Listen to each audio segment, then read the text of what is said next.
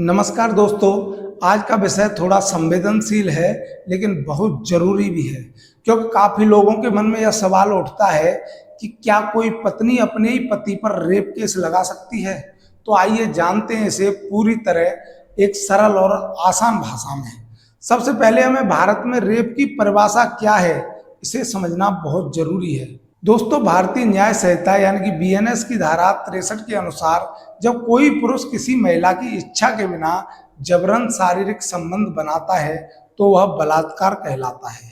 लेकिन इसी कानून में एक अपवाद भी जोड़ा गया है। यदि पति और पत्नी की शादी वैध रूप से हुई है और पत्नी की उम्र 18 साल से ज्यादा है तो पति द्वारा बनाए गए शारीरिक संबंध को रेप नहीं माना जाता है, चाहे वह पत्नी की इच्छा के खिलाफ ही क्यों न हो। लेकिन इसका मतलब ये नहीं है कि पति कुछ भी करे और कुछ भी ना हो। भारत में भले ही इसे रेप न माना जाए, लेकिन यदि पति जबरदस्ती करता है अपनी पत्नी के साथ, उसकी मर्जी के खिलाफ संबंध बनाता है, इसका मतलब मानसिक या शारीरिक रूप से प्रताड़ित करता है, तो यह घरेलू हिंसा और बीएनएस की धारा 86 जो पहले 498A हुआ करती थी, इसके तहत अपराध माना जाता है। इसमें पत्नी थाने में शिकायत दर्ज करा सकती है, कोर्ट से सुरक्षा मांग सकती है और पति को सजा भी दिला सकती है। अब आप सोच रहे होंगे कि कुछ भी हो लेकिन पत्नी अपने पति पर रेप केस नहीं लगा सकती, तो इसका मतलब है आप बिल्कुल गलत सोच रहे हैं।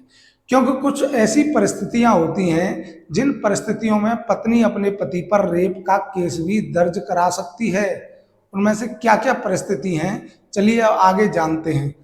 अगर पत्नी की उम्र 18 साल से कम है और पत्नी नाबालिग है तो नाबालिग पत्नी के साथ जबरदस्ती करना रेप माना जाता है। अब दूसरी बात, अगर पति पत्नी कानूनी रूप से अलग रह रहे हैं और कोर्ट ने उन्हें जुडिशियल सेपरेशन दे दिया है और उसके बाद भी पति जबरदस्ती करता है तो यह रेप के दायरे में आ सकता है। इसके अलावा भी कुछ मामलों में कोर्ट ने माना है कि अगर पत्नी की सहमति के बिना पति बार बार जबरदस्ती करता है तो उसे रेप जैसा गंभीर अपराध माना जा सकता है। तो दोस्तों, इसका मतलब है भारतीय कानून में हर पत्नी अपने पति पर रेप का केस नहीं कर सकती, लेकिन कुछ खास परिस्थितियों में यह संभव है।